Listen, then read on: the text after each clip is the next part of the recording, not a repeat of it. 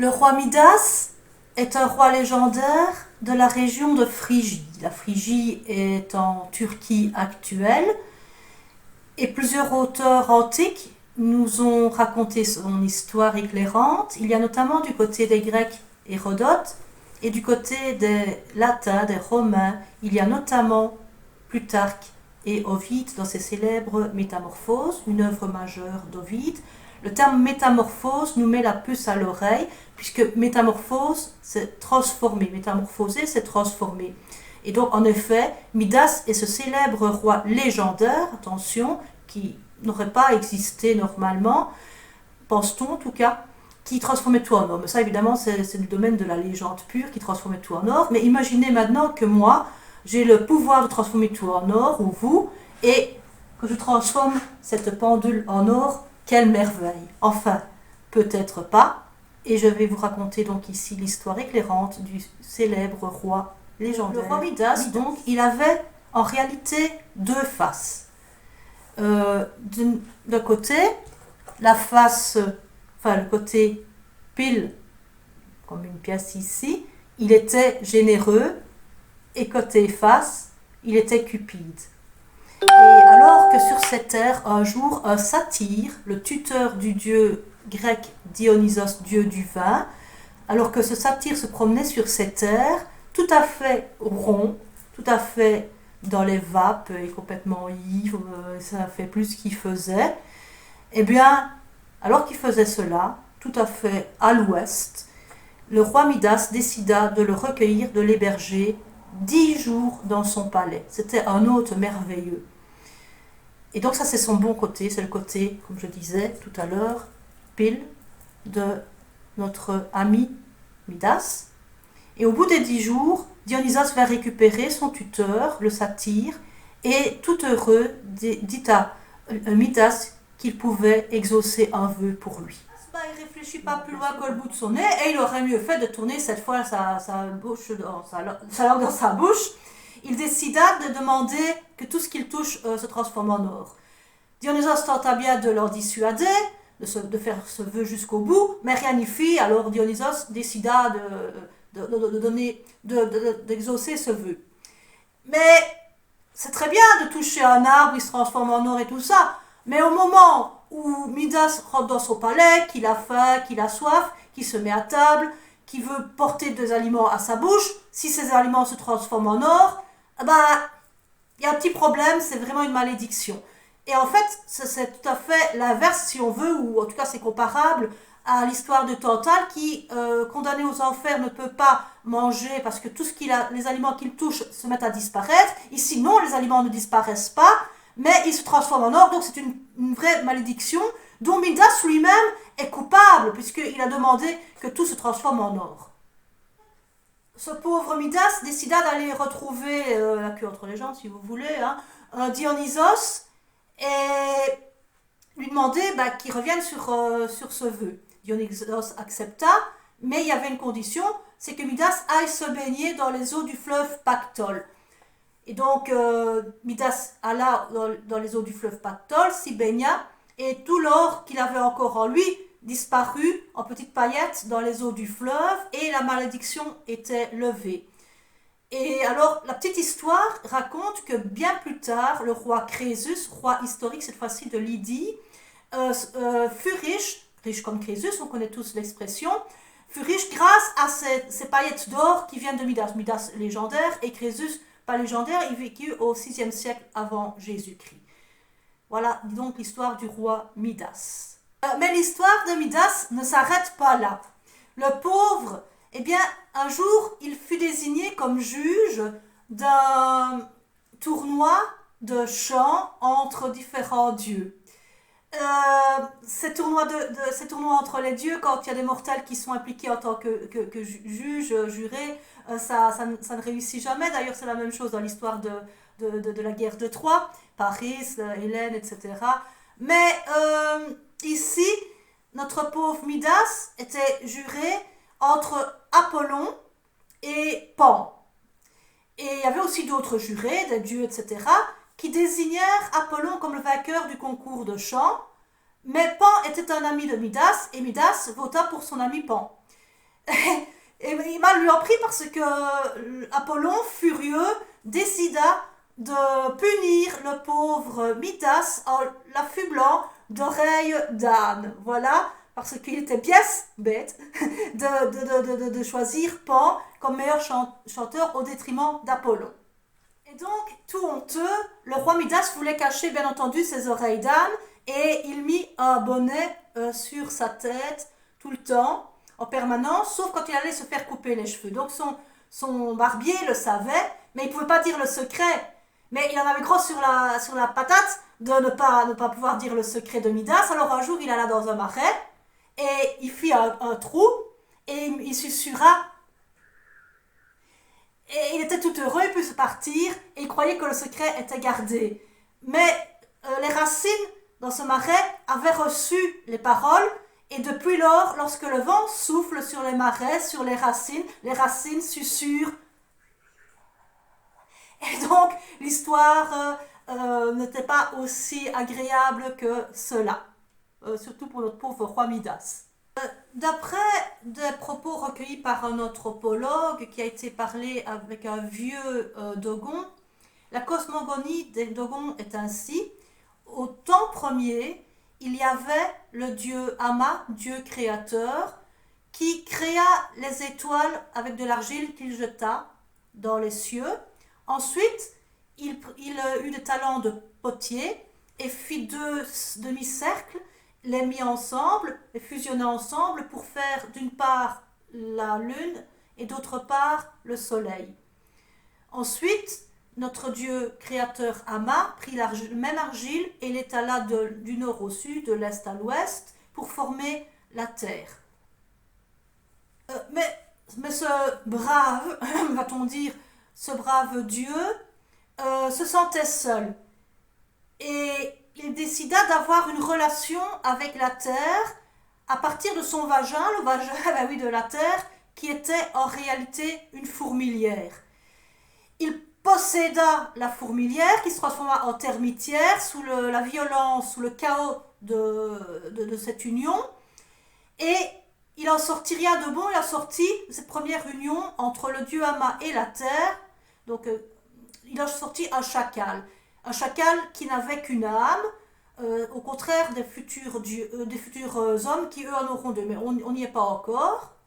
Mais par après, il y eut une deuxième union d'Ama avec la fourmilière, et de cette union sortirent deux jumeaux, des hermaphrodites, qui étaient plus comme des êtres mi-homme, mi-serpent, qui devaient par la suite être dans tout élément à liquide, dans tout élément de l'eau. Et ces êtres hermaphrodites donc étaient verts avec des yeux rouges, etc.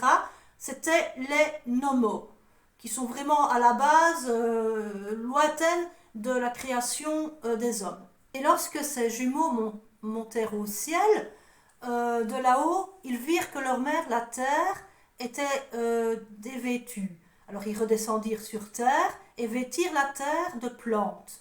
Ensuite, ils prirent de l'argile et ils façonnèrent l'un sur l'autre deux personnages qui sont en fait les deux premiers hommes en réalité. Et ces deux personnages, les deux hommes, avaient, contrairement au chacal primitif qui était né de l'union mauvaise entre Ama, Dieu créateur, et la terre, qui n'avait qu'une âme, ces deux hommes, ils avaient deux âmes. Et c'est une belle histoire de dire que ces deux personnages avaient leur âme propre dans leur corps, qui était ou homme ou femme, mais avaient aussi le pendant dans les cieux contraire, femme ou homme. Ensuite, ces deux premiers hommes qui avaient deux âmes, et donc une mâle et une femelle, eurent en fait quatre paires de jumeaux, deux fois des jumelles et deux fois des jumeaux en réalité. Et ces huit personnages, ce sont les dieux, enfin les ancêtres des hommes. Si vous voulez en savoir plus, je vous réfère au livre La mythologie, l'essentiel, tout simplement, parce que l'histoire n'est pas encore finie.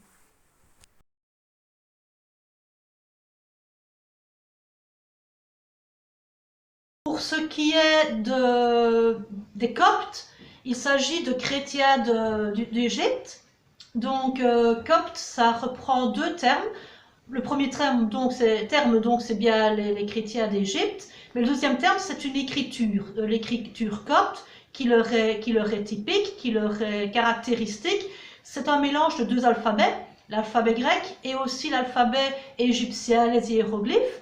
C'est en fait l'alphabet copte, l'alphabet grec, plus 7 lettres en hiéroglyphes. Donc, c'est une écriture un peu sacrée. D'ailleurs, copte viendrait d'un mot grec qui veut dire Égypte, tout simplement. Alors, tenez-vous bien, car le sikhisme, c'est une religion qui est la 5e religion mondiale en termes de pratiquants, avec ses 23 millions de pratiquants, principalement au Pendjab, d'où c'est originaire, évidemment, au Royaume-Uni, au Canada et aux USA. Alors, c'est une religion relativement récente, car elle date du 15e siècle après Jésus-Christ. Elle a été fondée par un certain gourou Nanak, qui a voyagé dans différents pays, le Bengale, l'Irak avec Bagdad, le Tibet et le Sri Lanka. Il a été également à la Mecque, et c'est une religion monothéiste, donc en ce sens cela suit les 3 grandes religions monothéistes mondiales. Qu'est-ce que l'on peut dire encore sur le sikhisme? Eh bien que c'est une religion pacifiste, bien entendu, surtout à sa base, et elle permet l'égalité entre l'homme et la femme, donc en ce sens c'est une très très belle religion. Oui, pacifiste au départ, mais les Sikhs ont quand même dû apprendre à se défendre contre les persécuteurs qu'ils ont rencontrés au cours de leur histoire. Leur livre sacré, eh bien, il fait, tenez-vous bien aussi, 1430 pages. Et sa lecture peut prendre jusqu'à 42 heures d'affilée, donc c'est pas mal. Il s'inscrit contre le système des castes. Donc, système des castes très inégalitaire dans l'Inde, hein, donc dans la région d'où était originaire Guru Nanak. Donc, ils croient à un seul Dieu, ils sont contre les castes, et voilà, ils sont quand même résolument modernistes. Le pharaon Akhenaton, le père de Toutankhamon, ne croyait qu'en un seul Dieu, le Dieu Aton. Et si vaille que vaille, ces sujets ont dû se plier à sa croyance, après sa mort, le pauvre Akhenaton a eu le triste privilège d'avoir ses cartouches à son nom. Donc les cartouches, ce sont les inscriptions au nom des pharaons égyptiens, donc en hiéroglyphe avec donc la cartouche autour. C'est un cartouche, tous les cartouches à son nom. Et en faisant cela, les Égyptiens pensaient qu'il le condamnait quasiment aux enfers éternels parce qu'il était donc blasphémateur. Il n'avait pas le droit d'accéder au repos éternel pour les Égyptiens, donc un peu après sa mort, donc c'est bien triste, quoi. Et quelqu'un d'autre, c'est la reine Hatshepsut, donc la pharaon Hatshepsut, qui a eu aussi ce triste privilège d'être éradiquée du monde des cartouches, le cartouche égyptien. Et punaise, quand je vois le beau temps qu'il fait cet après-midi, avec la lumière et tout, qui fait que cette partie de la vidéo est quand même plus lumineuse, je me dis quand même que c'est ralent que je sois du matin, que j'avais justement programmé ce matin la plupart de mes enregistrements. Et sur ce, je me dis que je vais, avant de vous faire la partie sur l'histoire, je vais aller faire un petit tour dehors. Salut, salut!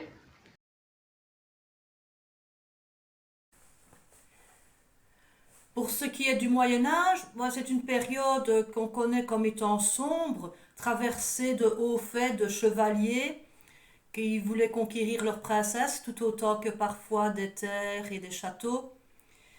Ces châteaux nous évoquent bien sûr à tous nos heures d'enfance où on pensait peut-être aux béliers qui enfonçaient les ponts-levis, qu'on pensait peut-être aussi à l'huile bouillante qu'on renversait par-dessus les remparts, les créneaux pour atteindre les assaillants.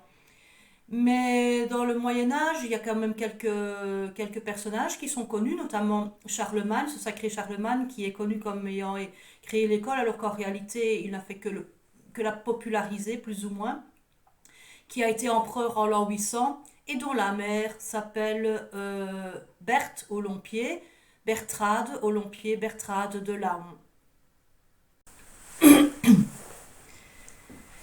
Attention donc à ne pas confondre, comme moi je l'ai fait au début de mes recherches.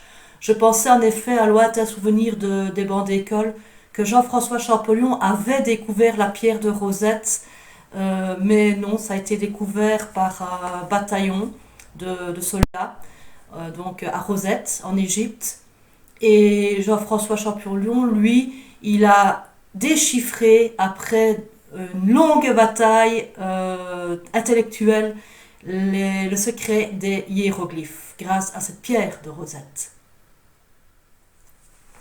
La vie de Jean-François Champollion, telle que je l'ai découverte dans l'excellent livre L'Égypte ancienne de Florence Quentin, est assez incroyable. C'est vraiment le romanesque pur. Il faut savoir qu'il est né donc en 1790, le 23 décembre, déjà ça, en soi, c'est déjà pas mal, presque à Noël, mais c'est une naissance miraculeuse, ça aussi, c'est assez un clin d'œil du destin. Et il faut savoir que dans son village, aux alentours, il y avait un certain Jacou, dit le sorcier, qui prédit que sa maman donnerait naissance à un fils qui serait la lumière pour les siècles à venir. Or, sa maman avait 48 ans, c'est déjà pas banal, mais en plus elle était de santé fragile. Et ce véritable génie, à 12 ans déjà, apprenait les langues mortes, telles que, entre autres, hein, simplement entre autres, le latin, le grec, le copte, l'araméen, l'arabe. Donc, ça fait déjà pas mal. À 12 ans, imaginez, quoi. Donc, à l'heure actuelle, on a plutôt envie de jouer à cet âge-là. Et je crois qu'à n'importe quelle époque d'ailleurs. À 16 ans, il a présenté un essai de description géographique de l'Égypte avant la conquête de Cambyse. Oui, là j'ai dû tricher, j'ai regardé un peu mes notes parce que c'était un titre à rallonge et en fait cet essai qu'il a fait à 16 ans alors qu'il était sur les bancs de l'école, c'est juste incroyable. Sachez aussi que quand il était au lycée, avec son teint basané et ses yeux très noirs, il se faisait prénommé l'Égyptien par ses camarades. Mais il y a une petite anecdote aussi que j'aimerais bien vous dire. Et cette anecdote, pas très sympa. C'est qu'au jour du mariage de son frère, avec son teint basané, tellement shocking à l'époque, sa belle-sœur, sa future belle-sœur, lui a dit « Tu aurais quand même pu te blanchir la peau pour le mariage. » Eh ben, je vous laisse apprécier l'humour de l'époque. Et toute cette opiniâtreté, cette force de caractère, cette érudition, l'a mené au bord des rives du Nil, où il a fait carrière, et fort bien carrière.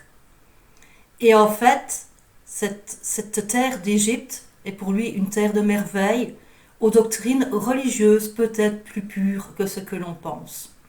Quoi qu'il en soit, c'est là qu'en septembre 1822, il déclara « Je tiens l'affaire », et d'après les témoins de l'époque, notamment son frère, après cela, il est tombé dans un état cataleptique. Quelques jours, quelques semaines, les versions ne s'accordent pas tout à fait. En tout cas, ça prouve bien que ce grand savant avait dû batailler ferme pour réussir à comprendre le système phonétique et idéographique des hiéroglyphes.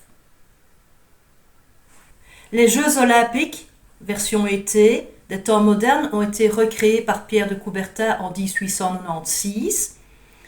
Bien sûr, la version moderne a évolué depuis 1896 jusqu'à comporter des disciplines olympiques, dites olympiques, qui n'existaient pas encore à l'époque de l'Antiquité, notamment le tennis. Je vais vous montrer ici quelques timbres d'une collection thématique sur les Jeux olympiques d'été.